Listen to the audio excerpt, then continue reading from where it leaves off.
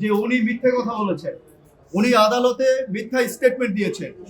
মুন্সি সাহেবের আইনজীবীরা আজকে আদালতে গিয়ে সাবমিশন রেখেছেন যে ওনারা ব্যাংকের সমস্ত লোন পরিশোধ করে দেওয়ার জন্য ব্যাংকের সাথে একটা কম্প্রোমাইজ এগ্রিমেন্ট করেছেন, কিন্তু আমরা বলেছি যে সমস্ত লোন পরিশোধ হয়নি।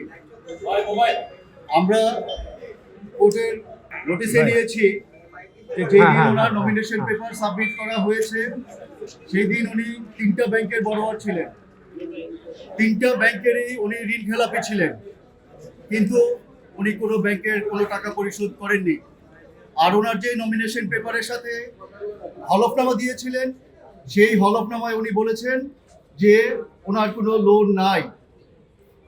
সুতরাং উনি যেই দিন নমিনেশন পেপার জমা দিয়েছেন ওই দিন একটা প্রতারণা করেছেন, প্রতারণা করেছেন উনি ওনার ভোটারদের সাথে, প্রতারণা করেছেন উনি ওনার জনগণের সাথে, প্রতারণা করেছেন উনি ইলেকশন কমিশনের সাথে, প্রতারণা করেছেন জাতির সাথে।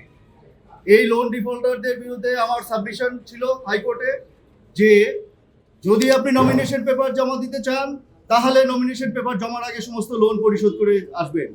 যেহেতু আপনারা ওই লোন পরিশোধ করেননি, এখন আপনি ব্যাংকের সাথে কি কম্প্রোমাইজ করেছেন কিছু যায় আসে না, কারণ on the date of submission of nomination paper you are a defaulter, so we will remain defaulter.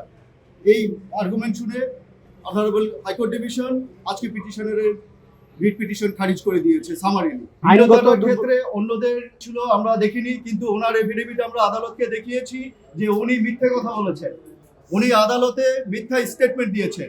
False স্টেটমেন্টের কারণে ইট কনস্টিটিউটস এ ফ্রড। এই ফ্রডের কারণে উনি কোনো আইনের আশ্রয় পেতে পারেন না। এখন পর্যন্ত তার মানে আইনগতভাবে তার প্রার্থীতা বাতিলই থাকলো। এখন তার প্রার্থীতা বাতিল থাকবে। ওনার একমাত্র রাস্তা আছে, উনি যদি অ্যাপিলেট ডিভিশনে গিয়ে হাইকোর্ট ডিভিশনের অর্ডার সেটিসফাইড করাতে পারেন তাহলে হয়তো ওনার নমিনেশন পেপার। ইলেকট্রা রেফ্রিজারেটর, খাবার তাজা তো জীবন তাজা। ইলেকট্রা, ফ্রিজের রাজা।